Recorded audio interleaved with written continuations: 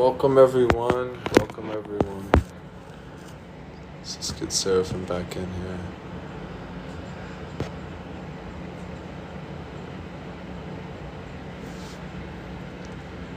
Let's get Seraphim back in here. What's up, Max? Hello, Haribo. Haribo, Haribo. Can you hear me, buddy? Oh yeah. My goodness. Buddy Max joined and then he left. We're gonna have a little bit more. What, you're gonna do a little bit more Kirtan, or you said you're gonna read the Ramayana? Yeah, we were gonna do. I wanted to read a card for you all. Oh, wonderful. The last one we had was Dvara Patra, which is really good. And then yeah, after that, absolutely. I thought I was missing a card though, but I may have put it in the deck at some point. I don't see it unless it's listening. It looks like we got about 6 or 7 viewers. Please let us know in the comments. Is there anything specific you want us to talk about? And are you experiencing this feeling of conscious shift? Are you seeing and experiencing 555 collective transformation that's happening on the planet? Because we want to hear from you guys. We want to connect with our community, We love you guys.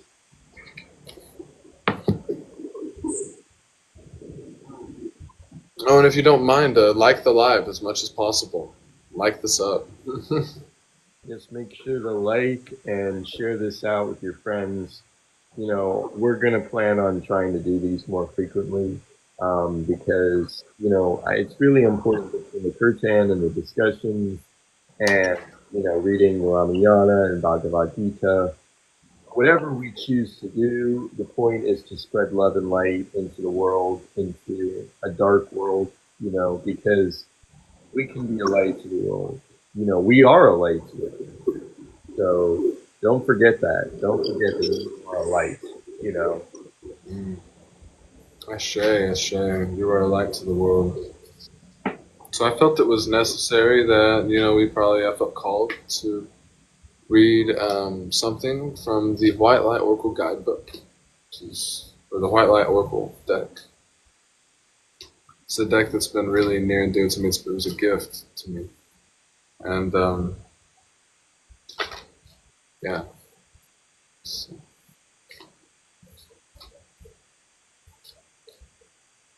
Please don't be shy. We enjoy your comments and conversation. So we are interacting with the chat.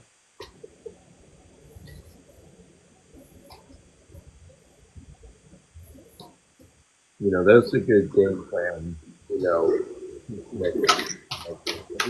That when you're on for too long, it kind of moves for some reason.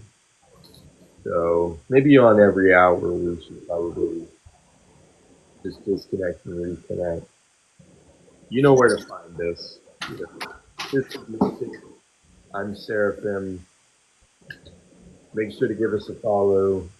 Help us in future lives. Absolutely. If you enjoy this, yeah, man, we're on here quite often. We try to make some pretty regular content. Wow, that flew out. Okay.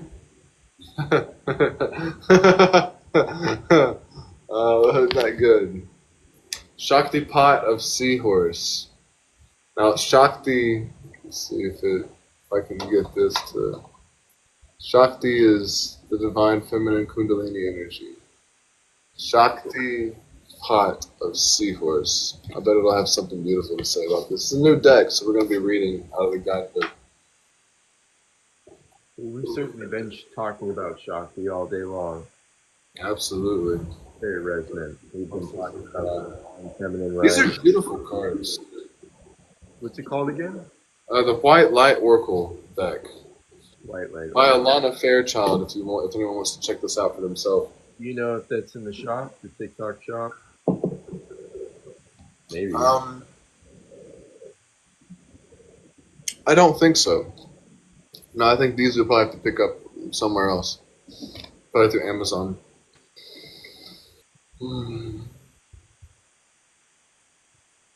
As you embrace your inner essence, you will be at peace with who you are, including your vulnerability, and no longer will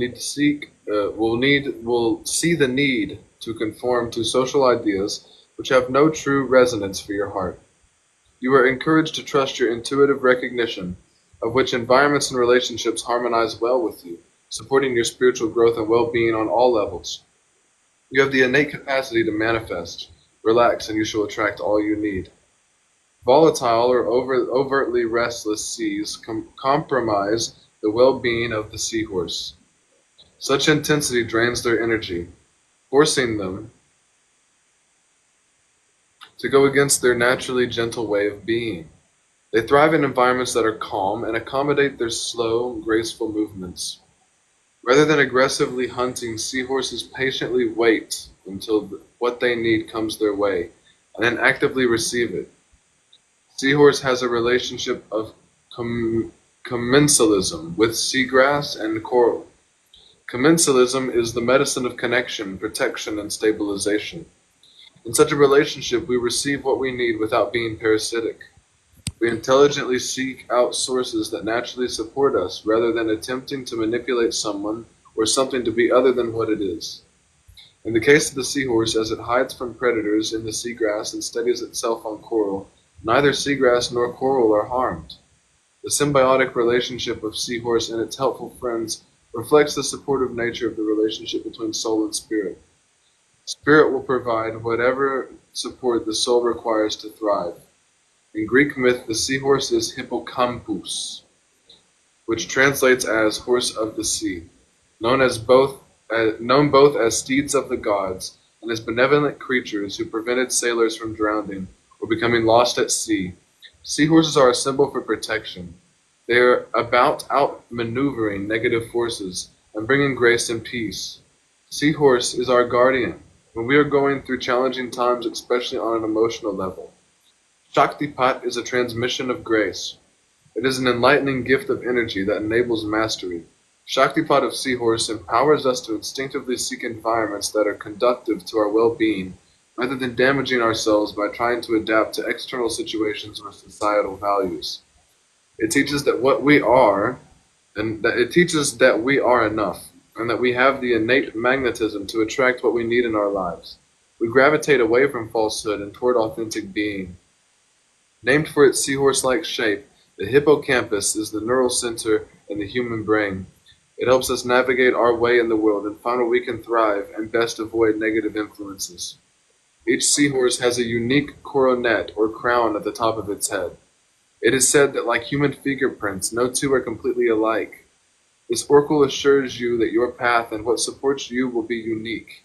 If you attempt to fit into social constructs or cliques that don't reflect your essence, you will weaken yourself and become more susceptible to negativity. You are encouraged to consider what is natural and best for you, to be honest and authentic, even in your vulnerability. It is only from that place that you can respond appropriately. When you are in your authenticity, much power and grace shall rally to support you. The world can seem unfriendly or unsupportive at times, but this oracle assures you that as you honor who you are, you will naturally find friends and attract supportive assistance to obtain all you need to thrive.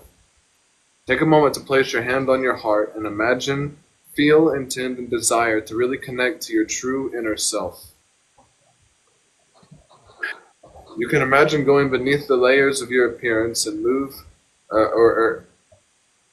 you can imagine going beneath the layers of your appearance and outer self into the inner realm of your soul. Say aloud, I trust in the uniqueness, sacred beauty, higher purpose, and perfect inner potential that I am. I surrender into the unconditionally loving acceptance that Spirit has for me, and heed the encouragement to be my true self. I do not need to adapt, compromise, or alter myself to be like anyone else. My true nature is divinely designed, and I seek to cast off ego concepts like tattered old clothes, standing peaceful, luminous, and unshackled in my own true nature. From that place of truth, I feel connected to my heart. I can easily attract all I desire from this place of authenticity and integrity. May all beings know such peace, comfort, and love. You can rest in this connection with yourself. Hand on your heart if you choose, for however long feels right for you. Then ground and hydrate. You have completed your healing process. Just going to sit in meditation for a minute, a few deep breaths.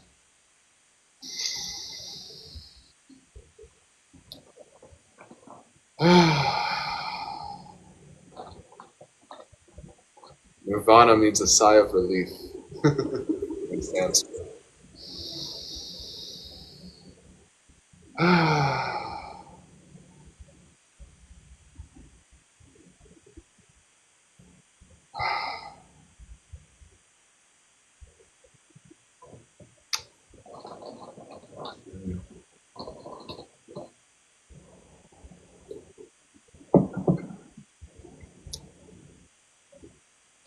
Beautiful card. Beautiful card. I'm gonna leave this out to meditate with. So, our plan tonight was to read a very near and dear story to my heart. It's a very long story, so we're going to begin tonight. But this is called the Ramayana of Valmiki. It's an Indian epic. And it's a book that's like the Bible to millions and millions of Hindu or otherwise Indian people who follow the Dharma, or people who aren't Indian, who follow the Dharma.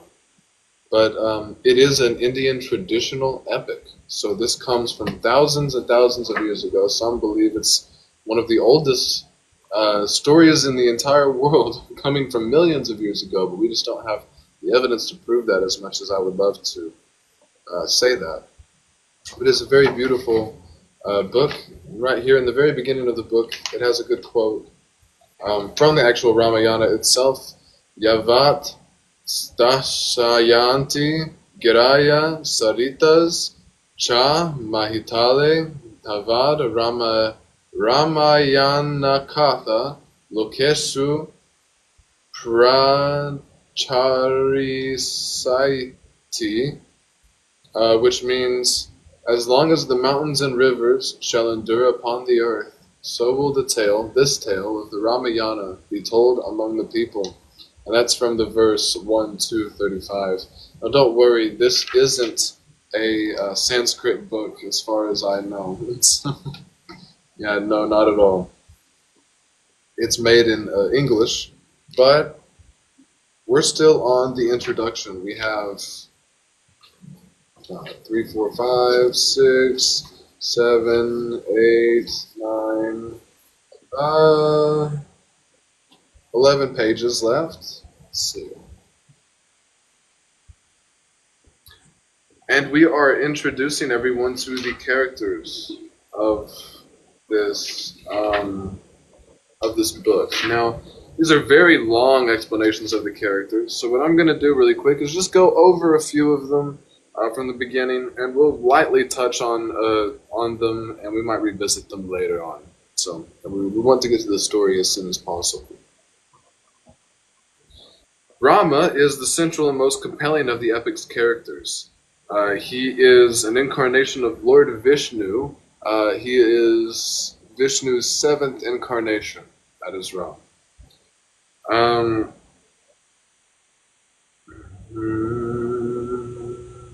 Trying to find important things here.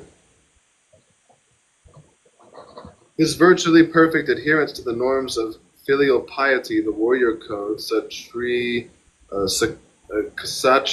Yad Adharma, and the duties of King Raja Dharma, and his compassion and defense to Brahmins and elders. In short, towards the exception of what are regarded in some of the quarters as a few ethical. Well, that's from the authors. Anyway.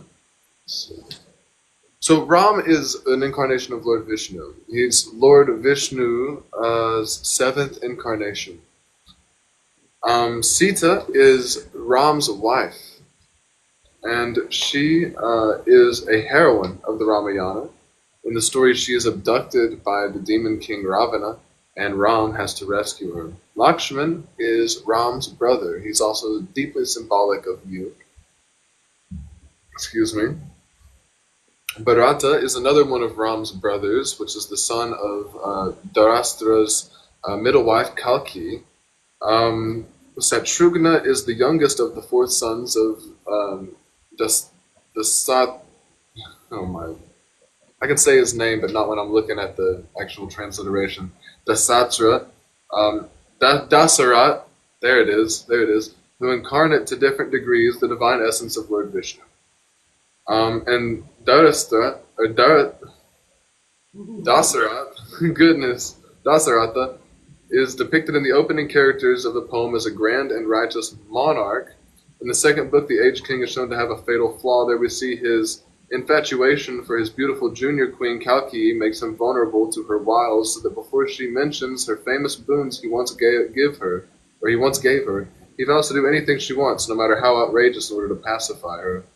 And he is Ram's father, and he, well, I don't want to spoil the story. So there's so much of this that I don't want to get into. I don't want to spoil the story. Um, why don't we'll just get into it, because this is commentaries from the authors, and as beautiful as those can be, I really feel like it's important that we read this tonight, or at least begin reading it. So.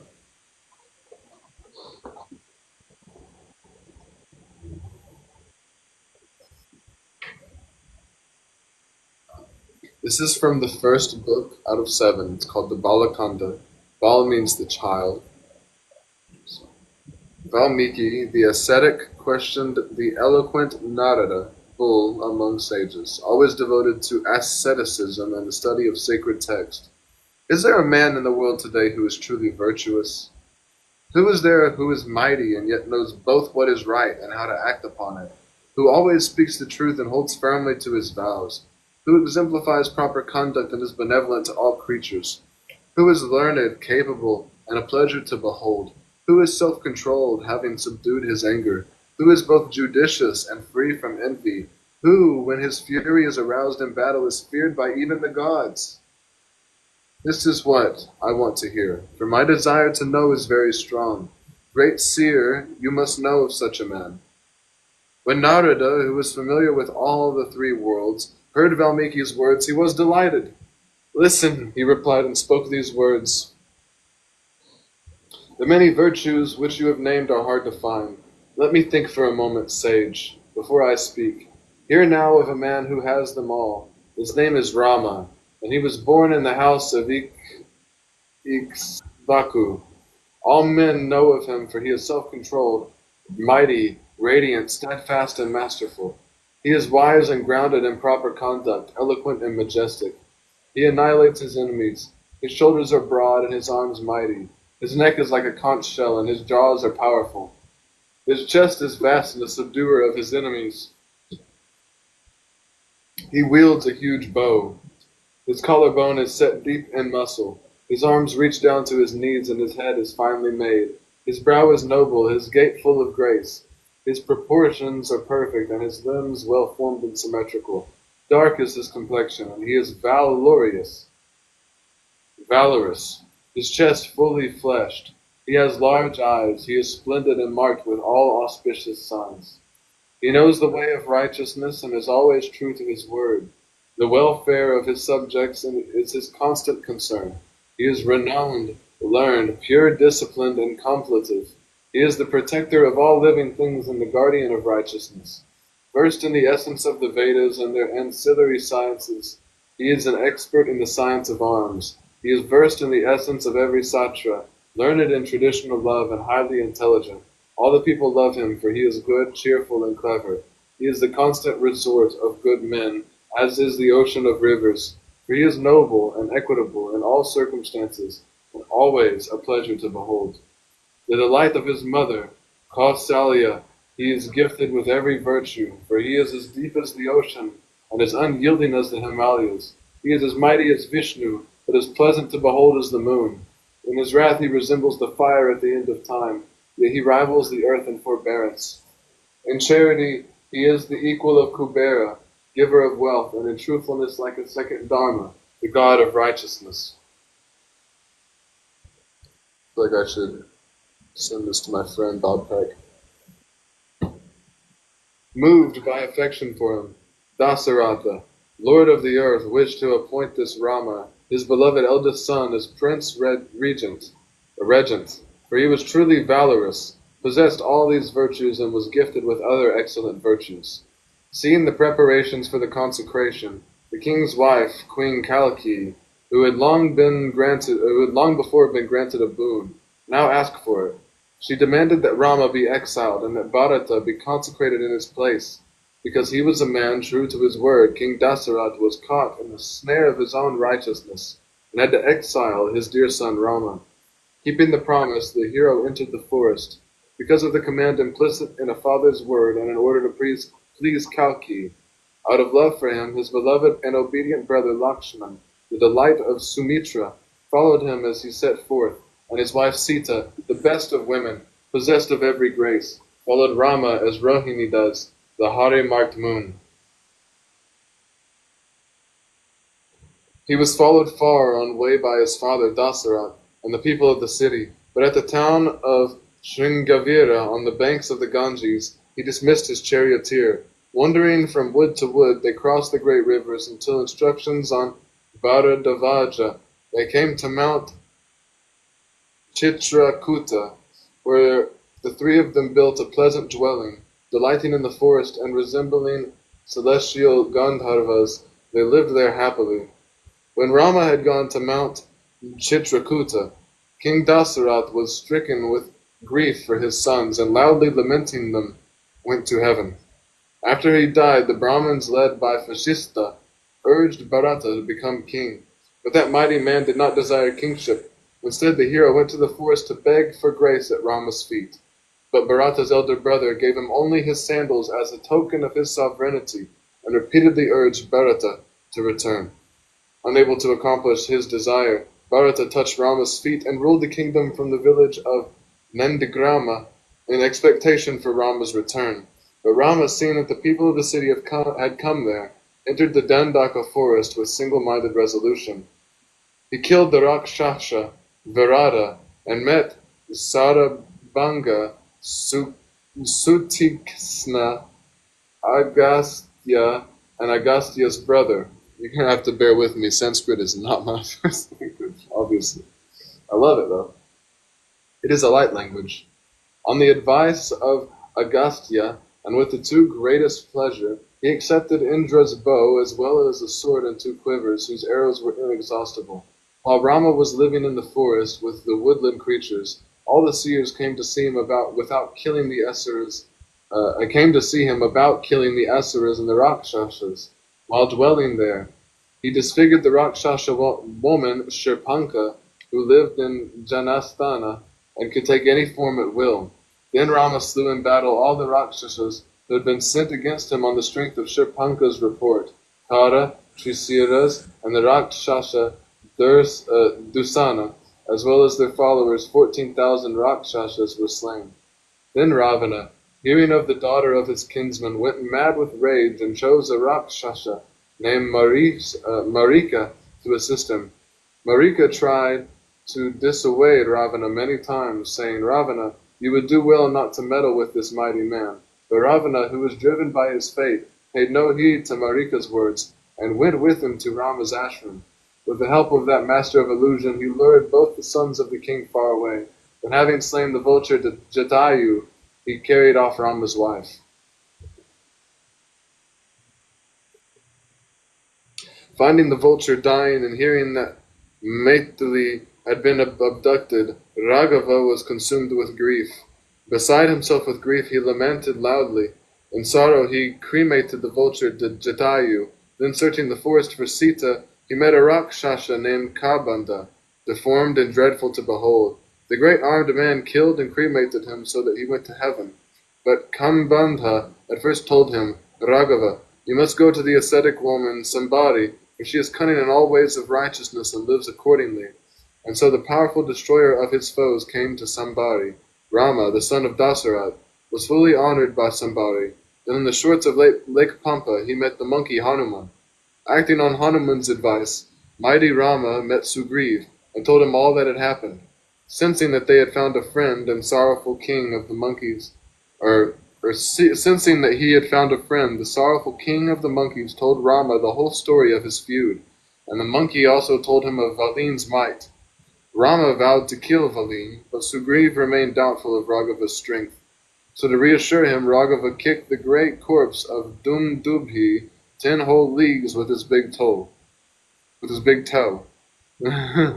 Furthermore, with a single mighty arrow, he pierced 7 sala trees, a hill, and even the underworld, Rasatala, thus inspiring confidence. The great monkey was confident and his mind at ease. He went with Rama to the cave of Kishkinda. When the foremost among the tawny monkeys Sugriv, yellow as gold, came a great roar. At that roar, the lord of the tawny monkeys, Valin, came forth. Raghava then killed Valin in battle at the request of Sugriv, and made Sugriv king in his place. Eager to find Janaka's daughter, that bull among monkeys assembled all the monkeys and sent them out in all directions. At the advice of the vulture Sempati, mighty Hanuman leapt over the salt sea, 100 leagues in breadth. Reaching the city of Lanka, which was ruled by Ravana, he saw Sita brooding in a grove of asoka trees. He gave her a token of recognition and told her all that had happened. Then, once he had comforted Vaidehi, he smashed the gate. He killed 5 generals of the army and 7 ministers' sons as well. Then, after crushing the hero Aksha, he was captured. Knowing that he could free himself from the divine weapon by means of a boon he had received from grandfather Brahma, the hero suffered the Rakshasas to bind him as they would. The great monkey then burned the city of Lanka, sparing Sita, Maithili, and returned to tell the good news to Rama. Approaching great Rama, the immeasurable monkey walked reverently around him and told him what had happened, saying, "I have found Sita." Then Rama went to Sugriva to the seashore, where he made the ocean tremble with arrows blazing like the sun.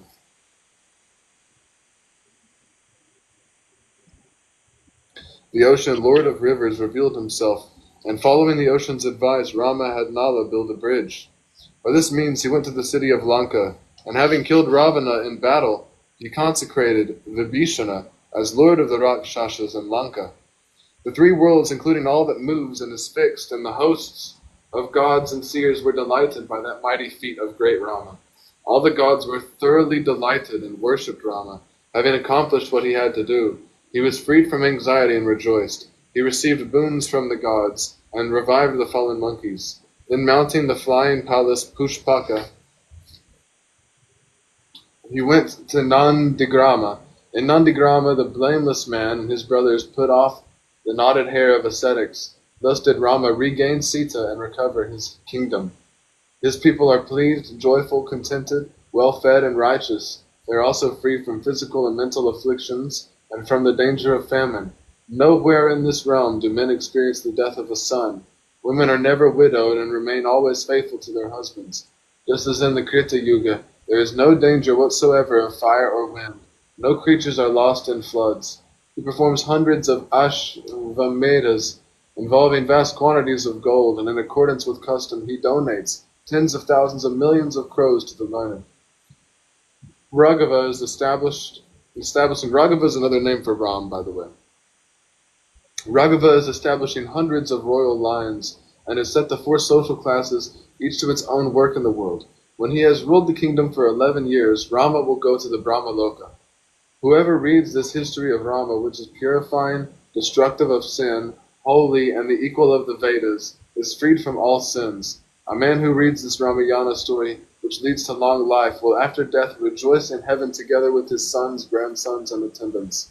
A Brahmin who reads it becomes eloquent. A Kshatriya becomes a lord of the earth. And a Vaishya acquires profit from his goods, and even a Sudra achieves greatness.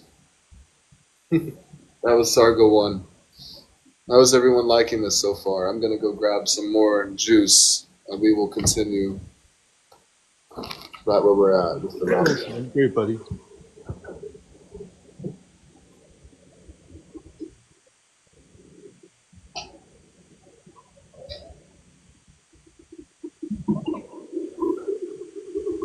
This is my favorite story in the world. And that was like a short little synopsis of the entire story by who was it again? Talking to Valmiki again? It was Narada. So that was a cool little synopsis by Narada, the sage. It's my cat.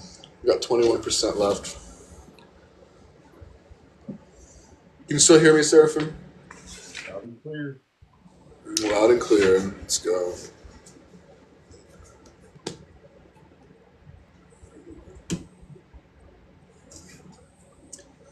When the great and eloquent sage had heard Narada's words, the righteous man and his disciples did him great honor. After the divine seer Narada had been duly honored by the sage, he took his leave, and receiving it flew off into the sky. Once Narada had departed for the world of the gods, the sage went after a while to the bank of the Tamasa river. What do you want, Oliver? My cat's screaming for something. Hold up. Of course. What, buddy? What?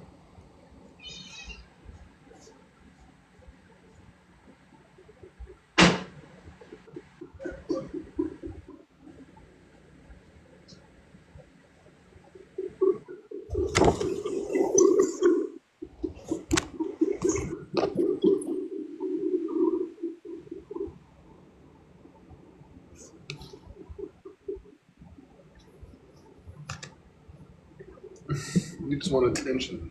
I'm reading something right now, buddy. I love you.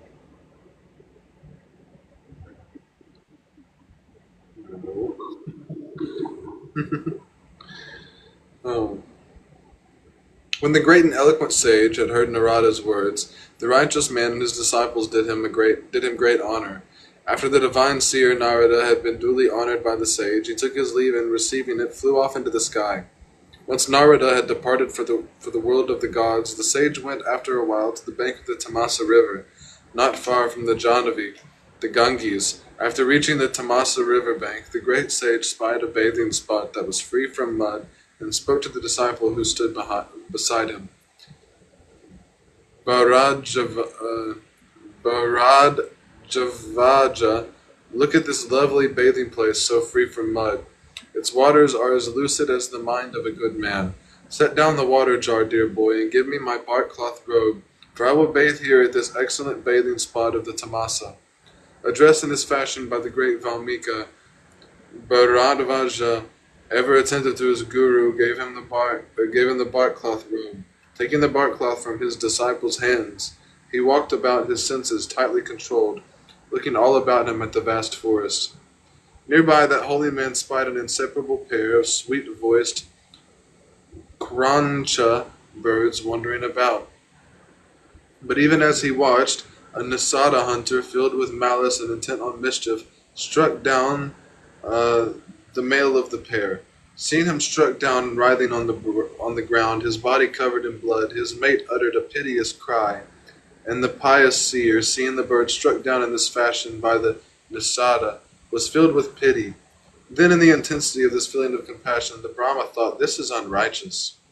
Hearing the Krancha hen wailing, he uttered these words: "Since Nashada, you killed one of this pair of Kranchas, distracted at the height of passion, you shall not live for very long." And as he was speaking in this fashion, and looking on, this thought arose in his heart: stricken with grief for this bird, what is this I have uttered? But upon reflection, the wise and thoughtful man came to a conclusion. Then that bull among sages spoke these words to his disciple: "Fix symmetrical quarters, each with a like number of syllables, and fit for the accompaniment of stringed and percussion instruments. The utterance that I produced in this access of shoka shall be called shloka, poetry, and nothing else." And his delighted disciple memorized that unsurpassed utterance, even as the sage was making it, so that his guru was pleased with him.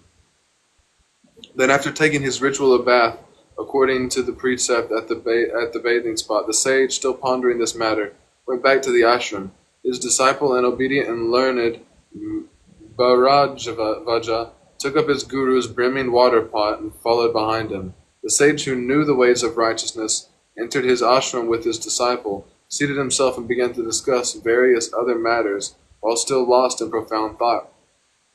Then the mighty four-faced Brahma himself, the creator of the worlds, came to see the bull among sages. Seeing him, Valmiki rose quickly, and without a word, he stood subdued and greatly wonderstruck, his hands cupped in reverence. Then he worshipped the god, offering water for his feet, the guest offering a seat and hymns of praise. When he had made the prescribed prostration before him, he asked after his continuing well-being. Once the holy lord was seated in a place of honor, he motioned the great seer Valmiki also to a seat. But even though the grandfather of the worlds himself sat there before him, Valmiki, his mind once more harking back to what had happened, lapsed into a profound thought. That wicked man, his mind possessed by malice, did a terrible thing in killing such a sweet-voiced croncha bird for no reason. And once more, for the croncha hen, given over wholly to his grief and lost in his inner thought, he sang the verse again right there before the god. Smiling, Brahma spoke to the bull among sages. This is a shloka that you have composed. You needn't be perplexed about this, Brahman. It was by my will alone that you produced this elegant speech. Greatest of seers, you must now compose the entire history of Rama.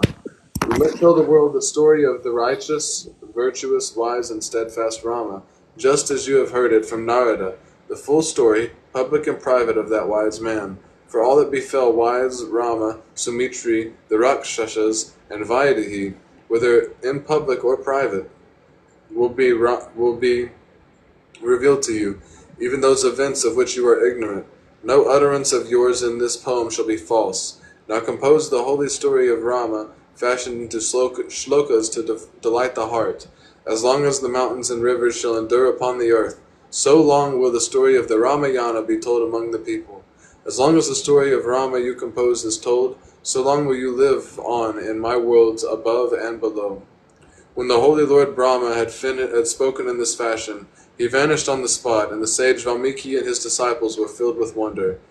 Then all his disciples chanted that shloka again.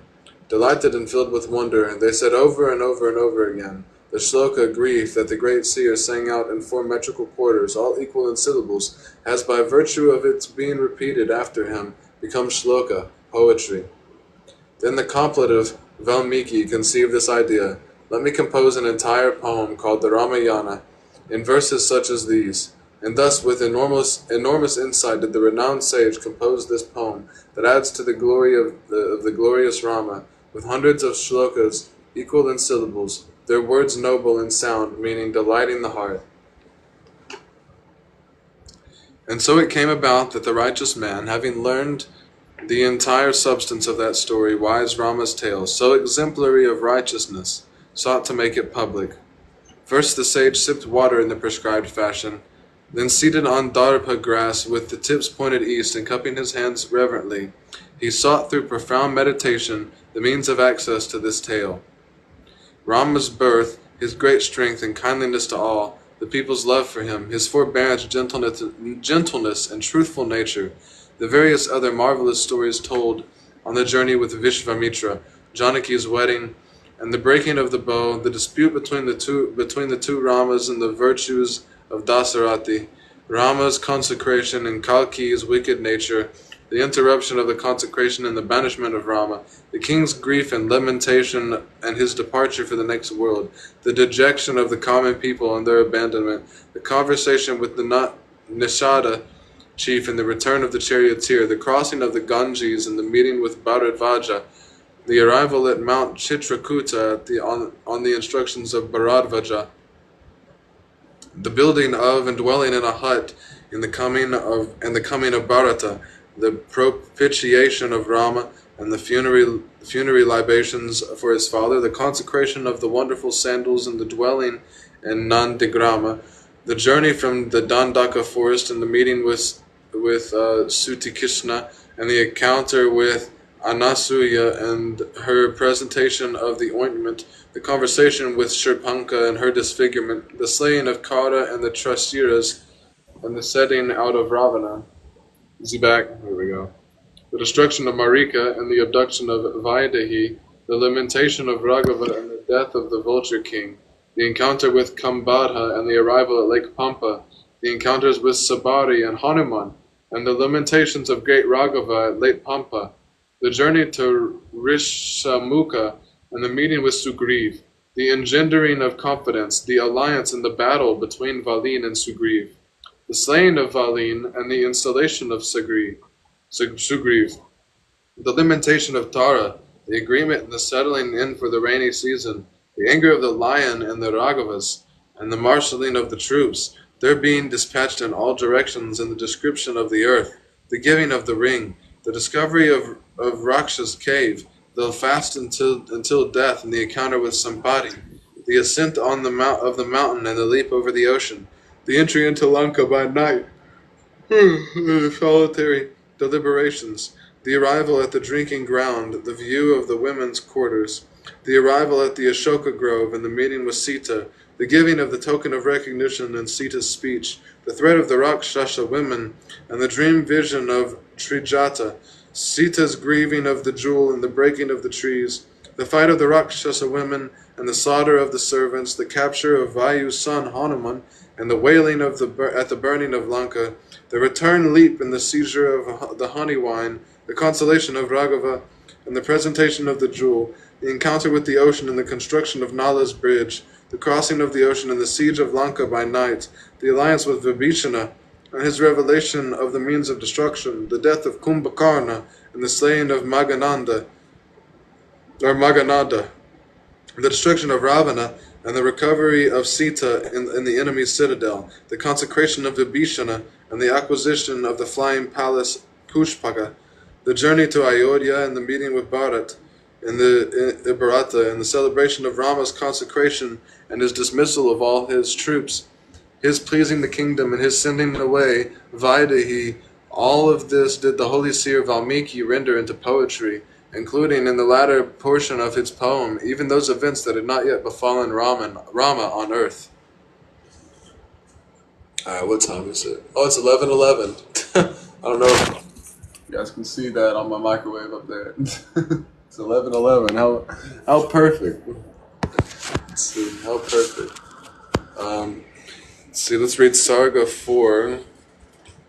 How long is this? Let's see. We'll read till Sarga 5 tonight, and I think we're going to call it a night. So this is going to be the last Sarga that we'll read tonight, and that was beautiful. We should do 5 Sargas a night, yeah, so if we schedule it right every time, we might be able to do it at like, I wish I could schedule it better, you know. I get off work at 9, so most nights we could say after 9, Central Standard. It was after Rama had regained his kingdom that the holy and self-controlled seer Valmiki composed this entire history in such wonderful words. When the wise master had completed it, including the sections dealing with the future and final events, he thought who should perform it. And as the great complet of seer was pondering this, Kusa and Lava, in the guise of sages, came and touched his feet. He looked at the 2 glorious brothers,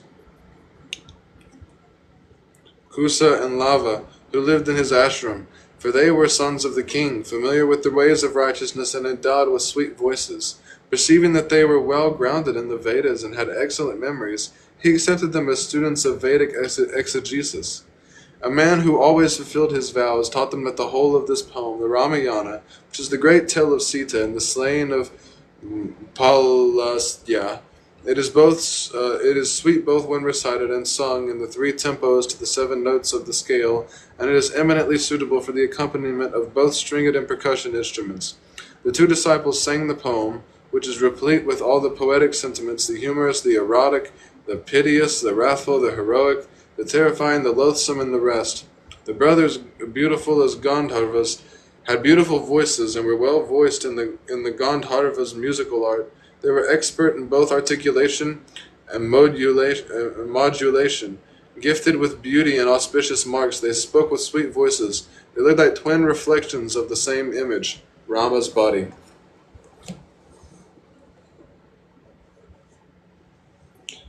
This unsurpassed tale is exemplary of righteousness. And so the 2 blameless sons of the king learned the entire poem by heart. And when they had done so, the 2 great and gifted men, who understood its essence and were marked by every auspicious sign, sang it as they had been instructed, with single-minded concentration before the assemblies of seers, twice-born Brahmins, and virtuous men. Now on one occasion the 2 sang the poem in the presence of some pure-minded seers, who were seated in an assembly. When the sages heard it, their eyes were clouded with tears and filled with the greatest wonder. They all said to the 2, "Excellent, excellent." All the sages, glad at heart and loving righteousness, praised Kusha and Lava as they sang, for they were worthy of praise. all the sweetness of the singing, especially the poetry. Even though this all took place so long ago, it is as though it were happening before our very eyes. Then the two of them together, entering fully into the emotion of the story, sang it with the full range of notes, sweetly and with feeling.